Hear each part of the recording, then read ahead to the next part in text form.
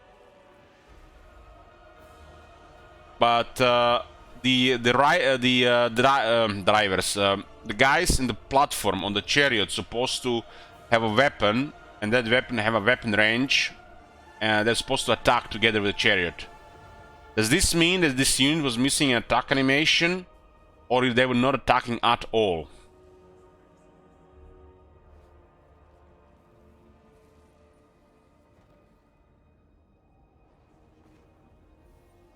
But his bonus only worked Tempest. It worked in campaign. This is something else with his items.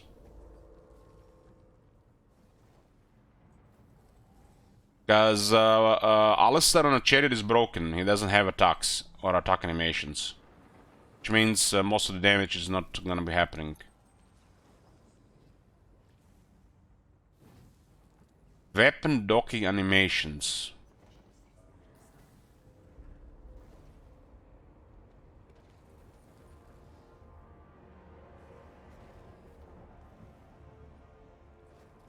This is, you know, a big part of the game that's messed up because we don't see weapon range on the stats.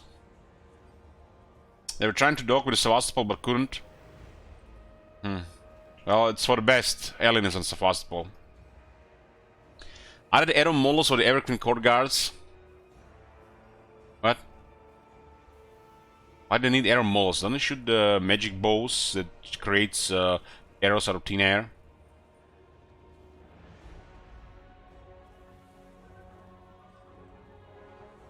Fix the display on the tool will turn in loudest blessing resource. Okay, so the Tyrian Bell will work.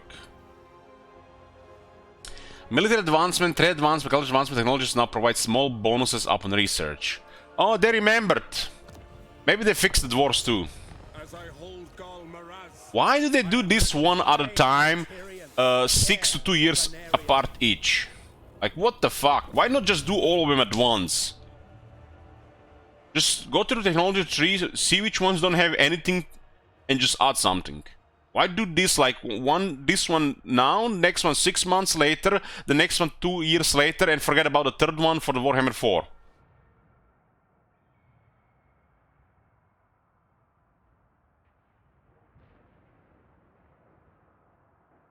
You guys remember the thing we always complain about, the high level technology? Now they have something. They have technology that does something. Finally. Recruitment cost minus 4%. Okay. More money for the high elves. Recruitment cost minus 6%. It might be like 10 or 6 total. Upkeep minus 2. Get the fuck out of here. Upkeep minus 3. So high elves get minus 10% recruitment cost and minus 5% upkeep cost. Well, this is good. This makes sense, and I approve this. Good job, CA. Trade advancements, tradable resource produced plus 5%. Man, high elves were in such a bad position for money. And income from trade artists plus 5%. They finally gave us good technologists here. This used to do nothing, nothing, nothing, nothing. Nothing and nothing. And now they do proper stuff. Good job. No sarcasm. Money is a well-known Achilles wheel for the high elves. Okay. Okay, shit wizard. Dwarves. Let's see if they remember the dwarves have technology to do nothing as well. One of the oldest Warhammer factions still have technology to do nothing. I surrender back in the menu, boys. Why would they fix the high elves first and not the dwarves? And why do they do this only one at a time? Why not just fix the remaining ones at the same time instead of just waiting? I guess if they fix everything in this patch, there's nothing to do in the next patch, right? Kappa. I just checked the CA Total War forums and there are almost no bug posts from players. Don't worry, it's all you know, personal mail feedback from the popular YouTubers. Unless you have over 10,000 subs on YouTube, they don't listen to you. Only have 10 subs on YouTube and they then listen to you. They don't listen to Twitch people.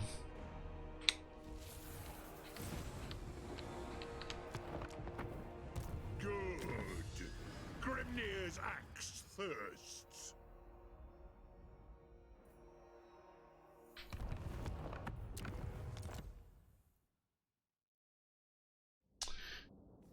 Okay.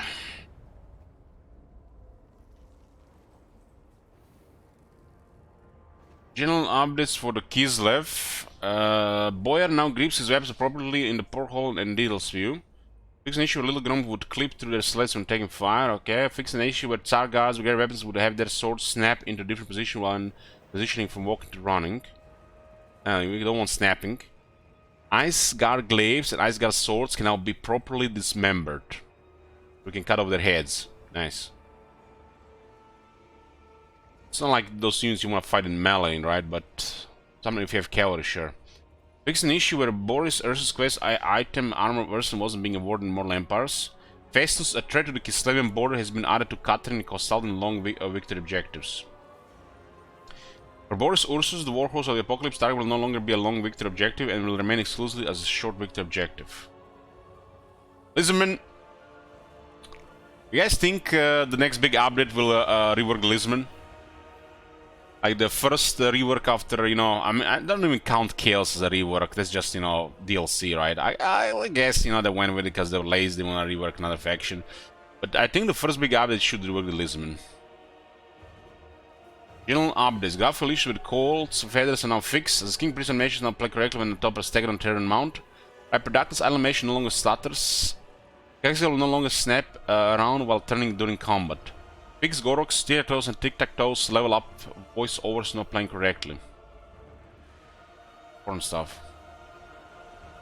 The Hanuin will now gain sacrificial offerings when looting and second settlements as it was in Warhammer 2. The spawn army from the Kais, the Lingering Pestilence dilemma now spawns with buildings. I have like zero interest to play with Lizardman in Warhammer 3 until they do something about him. I won't drop into a coma. Well, I do miss Gran Pepe and the Grandes Pepe. Norska. General updates. Fix the number of cases the Norscan monster hunts breaking mid-chain, not issuing missions or otherwise functioning incorrectly. There may still be issues, so please let us know if you have any problems via the Total War forums. Here, the Tormentor is no longer granted a Chaos Dragon mount that does nothing. He's now permanently mounted on the beast. Hold on. That guy that we seen on a Chaos Dragon had a Chaos Dragon but didn't have a Chaos Dragon.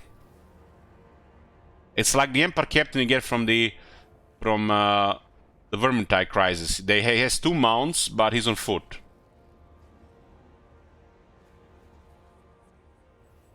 How do these things pass through the cracks? But it shows Chaos Dragon, but it has no Chaos Dragon, so it was just in my head. I guess if you auto-resolve all battles like they do, you don't miss these things. You miss these things. Or you don't miss these things? I guess you don't miss the dragon, but you miss it for the people that actually fight battles sometimes.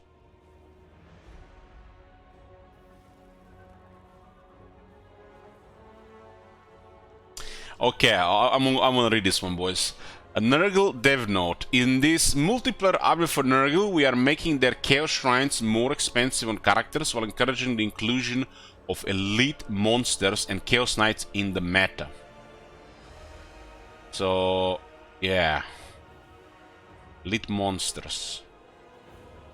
That would be the Soul Grinder of Nurgle and the Great Unclean One.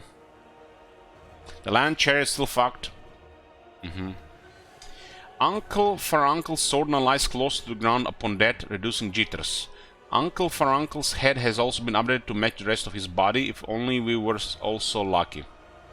Great Unclean One's tongue animations have been improved, tasty. So, 3 fixes for the Great Unclean Ones, okay. Added the missing translation to the corrupted swamp town building. Ooh, what do I see here?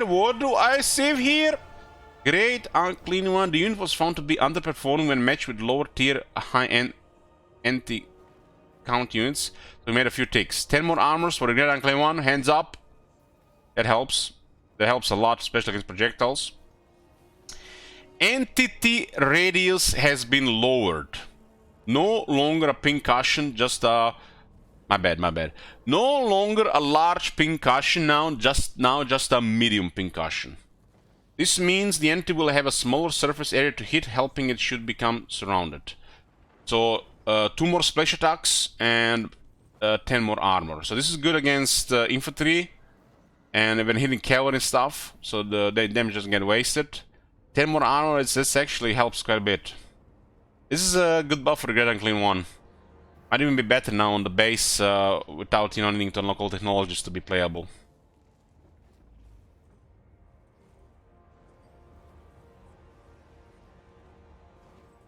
Anti-radius, it's the hitbox. So the larger anti-radius, the more targets can hit you.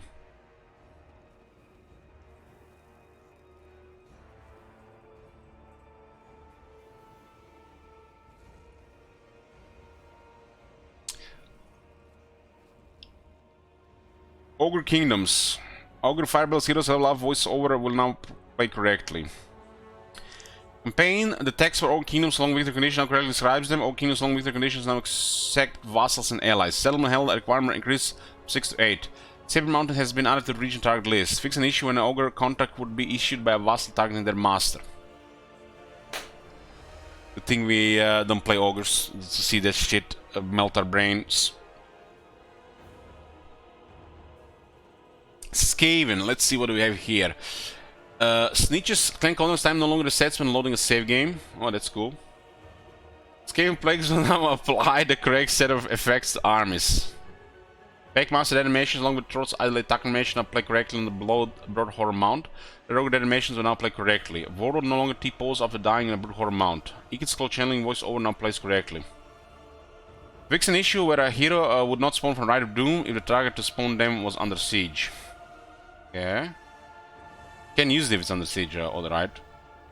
They made the Skaven units, some of them more expensive, but it's like, don't matter the single player. Cleansing Ruin got damage reduced. That's the ability we don't even use, right? Because, you know, Plague is just too good. Slanesh. General updates, Skulls and Slanesh stumps have been realigned. Am I missing a joke here? Fix an issue where Soul Grinders animation was skipping slightly. Phantasmagoria's animations now function correctly. Okay. The Empire. General updates. Fix an issue of the Empire Runefang weapons being locked to specific Legend Lords.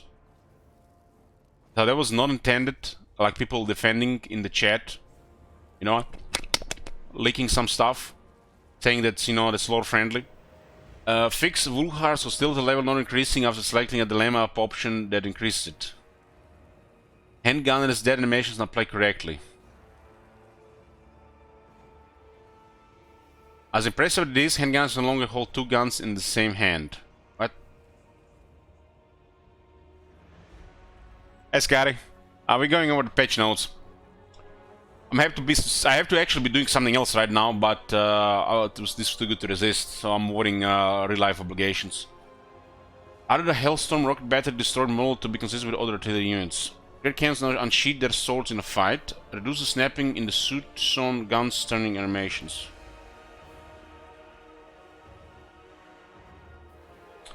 Crushing trade is great, Scotty. If you're gonna be using cavalry, swordmasters, white lions, go for it.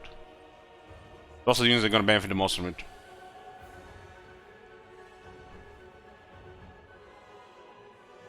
I used that one with Alastar and it was good.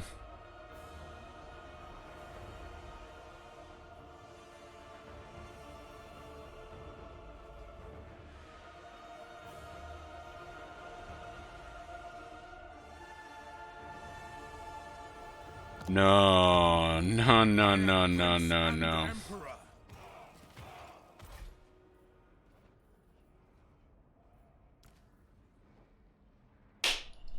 God damn! Perfect figure on Steam Tanks. Nice. They're finally not gonna get tired. I'm definitely gonna be using more Steam Tanks in the armies now, even if they, you know, ruin my treasury. Seeing tired tanks was brain damage, even to my favorite unit.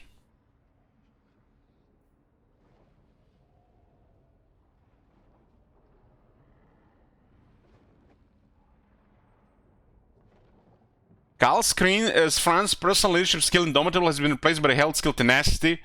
What the fuck were this feels like CS Spy. That feels like a CS Spy, boys, because we were commenting on that one just recently.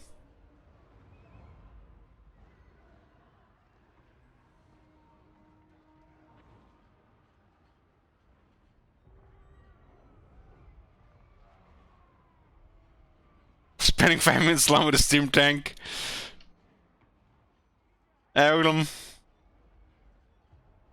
So Karl Franz used to have a skill that buffed his leadership, but his unique skill grants Unbreakable, so that would do nothing. And the AI would take it sometimes. I command here. So the Emperor's Journey is Unbreakable. Still not fixed. And now he gets another 50% health. With another 50% health. Oh, Dead Claw. It just gotten better.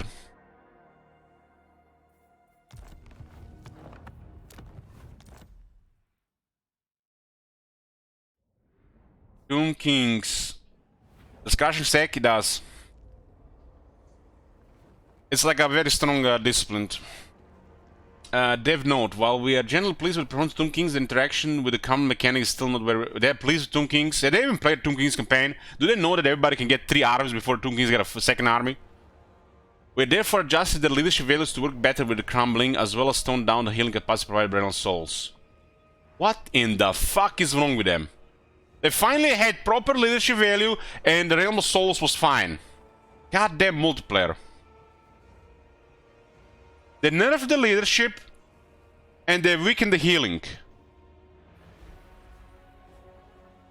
Fuck my life. And they didn't add another army. What the fuck? The only Tomb Kings that is fucking fine right now is Ark and the Black. The rest of them are not fine.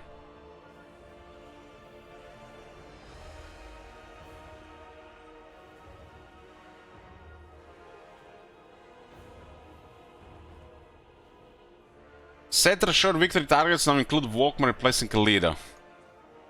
So, Skeleton Archers lost 10 leadership, Bone Giants lost 5 leadership, Garble Sharps lost 10 leadership.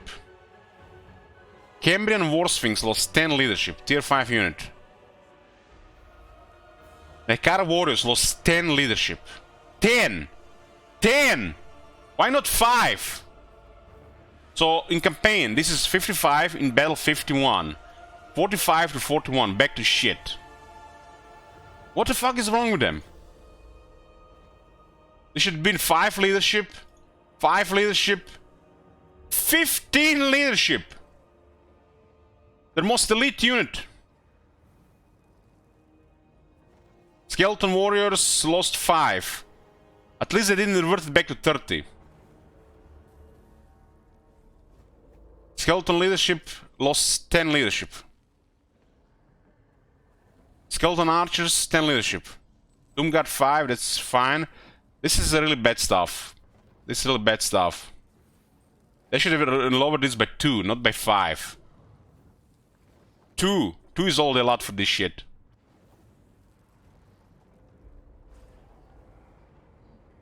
Sharp lost 5 leadership.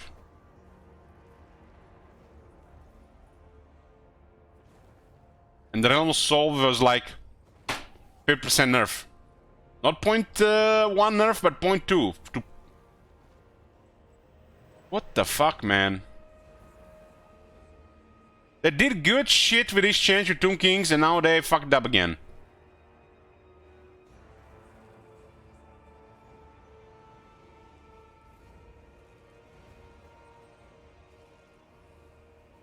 I hope they realize an issue with the Regiment's Renown. I hope they realize the issue, because their bonuses are applied twice. Once you recruit them, they reverted to just 1 bonus. They might have removed too much leadership from these units because of this issue.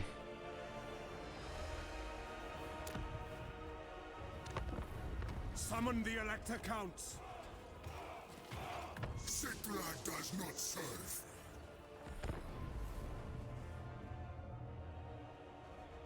This is so bad, man. This is fucking terrible. They should at least offer technologies, fucking technologies that give these units leadership, all Tomb King's leadership, early technology, and buff the Realm of Souls on the technology. But no, they just fuck everything up and don't even give you options. Thanks, multiplayer. Keep up the good work. What is the technology that grants all units 5 leadership? Where is the technology that improves Realm of Chaos, Realm of Souls? Realm of Souls was finally good. Finally good. These leadership values are finally good. And now they reverted to all this shit.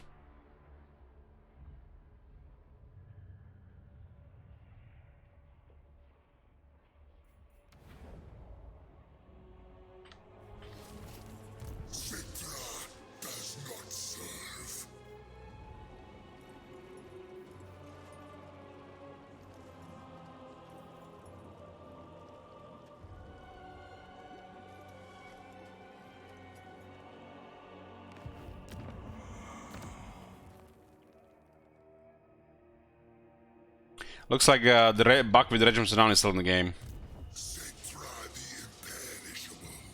The bonuses are applied twice, but they remove the leadership bonus, which means you might recruit this unit and might have even less leadership than intended.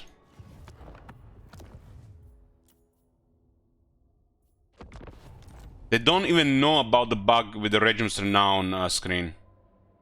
They removed the leadership twice.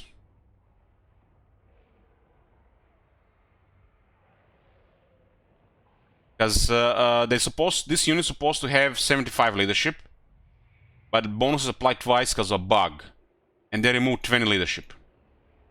This unit's supposed to have 75 leadership. No way they fucked that one up.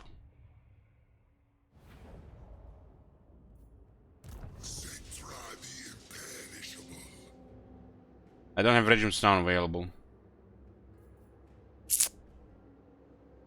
Any Regiment's Renown available? Does anybody have a Tomb King's campaign where Sphinx of Usek is available to recruit? It looks like they fucked up. Recruit the Sphinx and tell me the base leadership in a fresh army. But it looks like they don't know about this issue. And the moment you look at the Regiment's Renown screen, you can see the issue.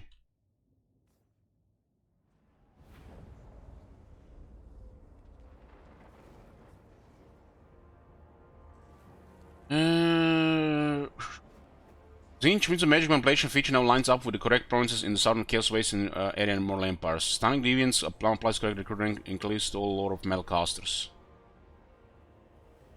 Vampire Coast. The Vampire Coast use of Raised Dead has always failed in comparison to that the Vampire Council. We are making some slight adjustments to stop them lagging behind their fancy peers.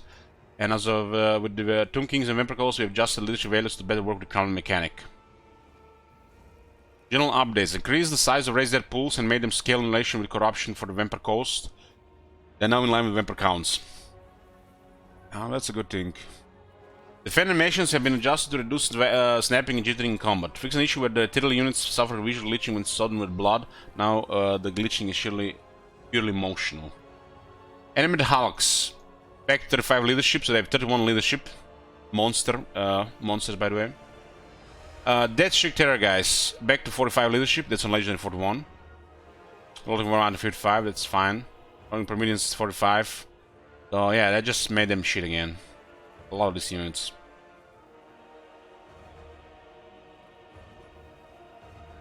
How is this unit supposed to even work in single player? Somebody explain this to me. There's like emergency unit because you have nothing else. And they go in the fight, they die. Or auto-resolve. Don't they realize what this means for the single player? They just nerfed auto-resolve and balance of power on the undead all across the board, because leadership is needed for auto-resolve.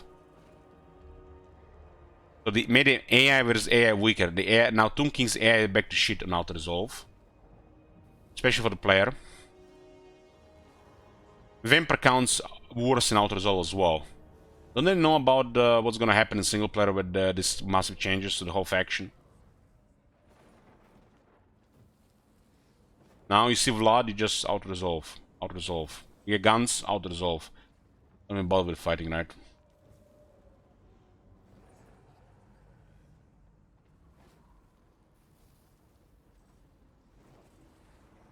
Under 40 leadership just doesn't work. Just does not work. And who the fuck is gonna be bothered with these units under 40 leadership? Under 40 leadership, it's hella sketchy even on range units. Let alone on flyers and melee units.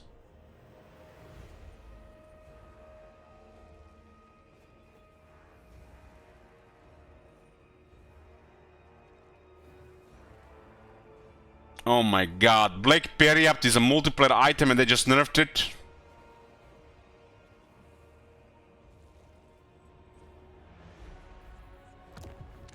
Thanks, multiplayer. They told me this item would not get nerfed because it was not a multiplayer, but apparently there's a nerf in multiplayer.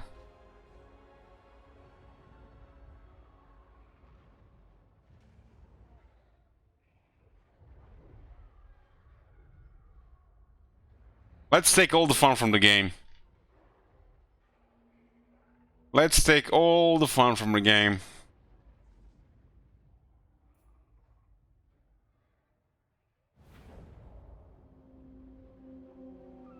Look on me and despair.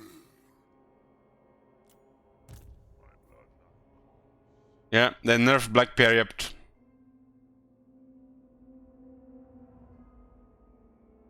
It's still good, but fucking hell, man, multiplayer, go die already.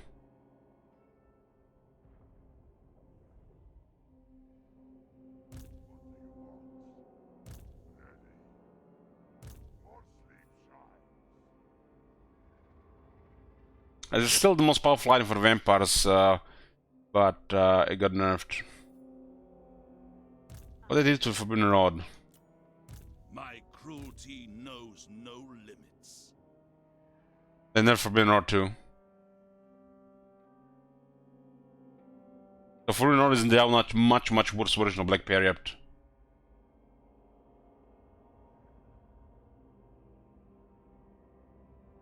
Still good, but yeah.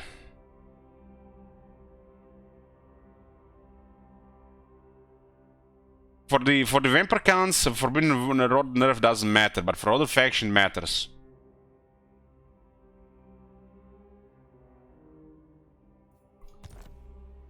Because not all factions have the same access to power as the vampires. Or healing, you know, to counter the Forbidden Rod downside.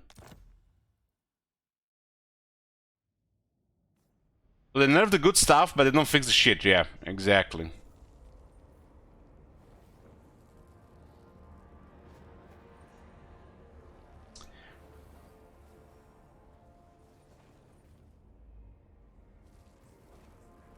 Fix some Isabella casting campaign skills appearing out of order compared to normal vampire counts. Fix an issue when you're assassinating heroes with Isabella casting would not provide player with Blood Kiss. Banshee lost 5 leadership, Blood Knights lost 5 leadership. Cairn rates 5 leadership, this is bad. Keep Horrors 4 leadership, it's fine. Pale Bats. Are you fucking kidding me? Are you fucking kidding me? They just literally just land and they instantly lose 20 leadership. Surrounded, a little bit damage, minus 40 leadership. And they have 26 when the battle starts. Don't they realize they rework the corruption and you no longer get leadership from corruption?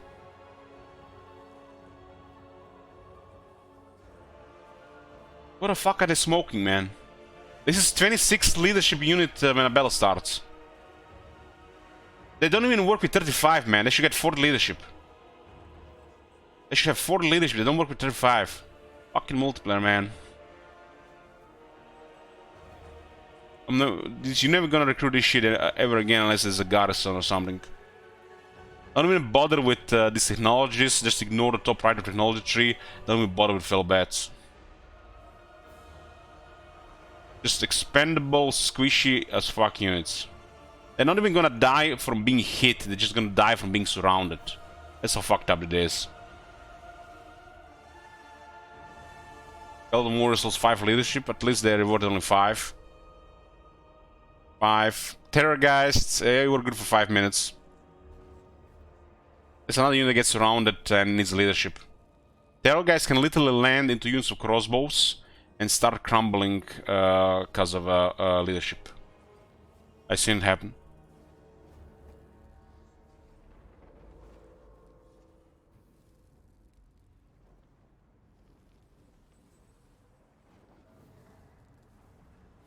I love how it says Forbidden Road on Necromancer. Because, you know, single player doesn't exist, it's a multiplayer game. Because it's, you know, like, only exists on a Necromancer there.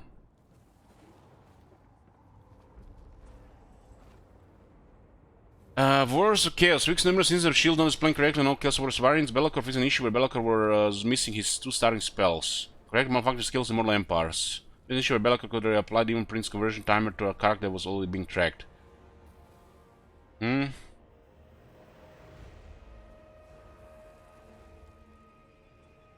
Oh my god. Okay, here comes the Wood Elves, guys. The OP range faction that sucks in melee. Fix the number of Wood Elf Red Lines skills not being applied to correct units. God damn, I thought that worked. I guess in my head. Wood Elf hit lanes will now be made more possible by the presence of vassals. Previously, this was only the case with alliances. Dryads will now play correct group vocalizations. War Dancers got 50% buff to anti-infantry.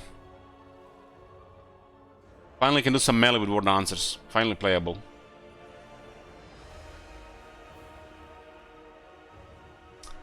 Yeah. Battle difficulty behaviors. With 2.3 we have better control of the battle difficulty thanks to improvements of the AI collaboration that dictates the subset of AI behaviors. The list focuses on 2 specific areas. Proactive evasion.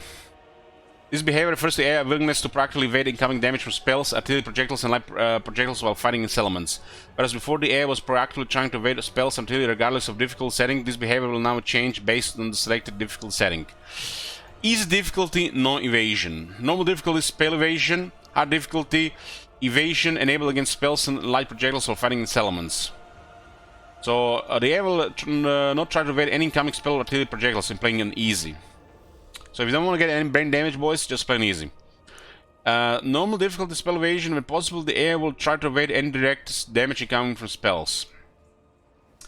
Hard difficulty evasion enabled against spells and light projectiles while fighting in settlements. Impossible, the AI will try to evade any direct damage incoming from spells and light projectile damage while fighting in settlements. Why do I have a feeling Legend of Total War strikes again?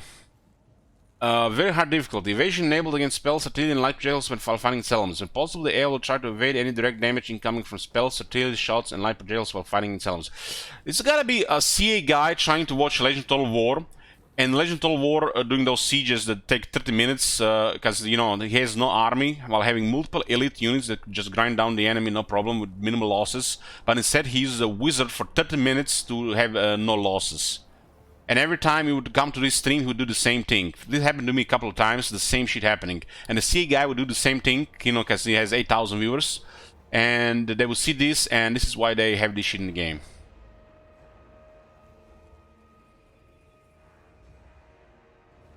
Because, you know, 2 elite units, 2 Tomb Guard can't do anything in a settlement, it has to just milk the magic.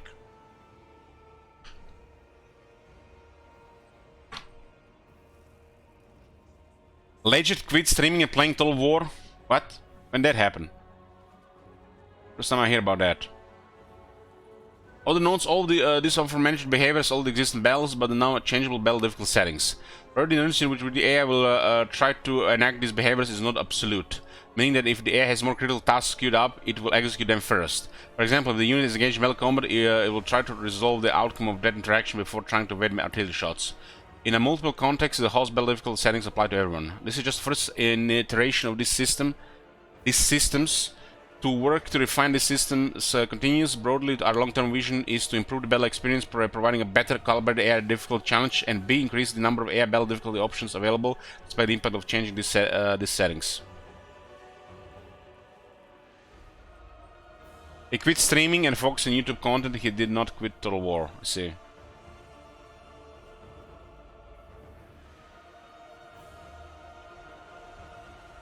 All AI units are no longer able to phase through the rocks On the Badlands battle map to bypass checkpoints. Okay. We've seen that. Game, fix the number of characters being way too close to the porthole, okay. We've seen that being a common thing. Fix stage holes, numerous instructor and war machine models. Adjust select new animation, namely Greatsword, Harbor Greatsword, so that their shoulder pads loop correctly from start to finish, resulting in a smoother blend between idols. Fix color textures for vampires on lower levels of detail. Dwarves and skinks no longer have strange holes in their necks, which must have been unpleasant. It's the vampires visiting in their sleep, sucking the blood. Fix an issue causing certain rider units to lift their shields awkwardly when taking ranged fire. Fix the animation of the Supreme Sorcerer's escape.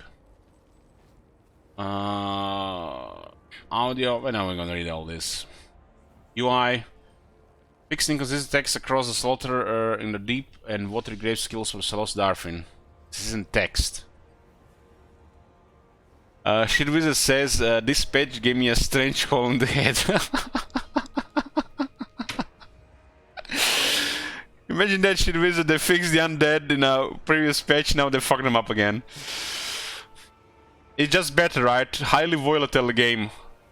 This game changes are more volatile than the cryptocurrencies right now. It rises, but it falls. And it might rise again, but it's gonna keep falling. Update 2.3 is currently expected to be Warhammer 3 Final Update of 2022, unless, of course, any issues should arise requiring a more immediate fix. So if there are not gonna be no issues, guys, nobody bitching on Reddit, they're not gonna see update for another 4 months. We'll talk a little bit more about the game's roadmap as we head into 2023, including 2.4, 3.0, and other assorted chaotic happenings in a State of the Game post coming next month.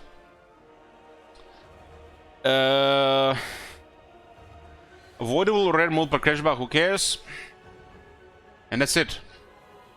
We don't have State of the Game, right? It's gonna be coming before Christmas. Oh man, hopefully it's gonna be a present, and not the other thing. This undead changes, man. Like, what the fuck, man? My blood pressure's through the roof. They finally fixed this shit, and now they revert everything. Tomb Kings needed to add one more army by turn 8 would be fucking perfect. And they reverted all that shit and didn't even fix the main issue. My headache is starting to appear. It's just in the background. It's clawing into my head, into my brain. Yeah, this is fucked, man. This is fucked.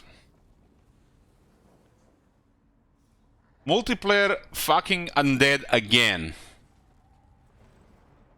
And they nerfed the Forbidden Rod and the Black Period, which I can totally see for the vampire counts. But for general factions, it's just fucked up, because you might play a whole campaign with other factions and only get one Forbidden Rod. And you're gonna have so many wizards. And it's not any advantage at all outside multiplayer. Well, Black Periaps is just fun items in the long campaign. Well, this is it for the review of the patch notes, boys. I'll be back tonight, and don't be surprised if I play Magic the Gathering instead of Warhammer 3. Cougar campaign will continue. We have Gorst play next, unless this one gets to the point where we have to play Grimgar. Which I don't mind, but looks like it's gonna be just Gorst after. Gorst into Witcher 3 next month. Thank you guys for watching and listening. Need a drink. Maybe alcoholic one as well.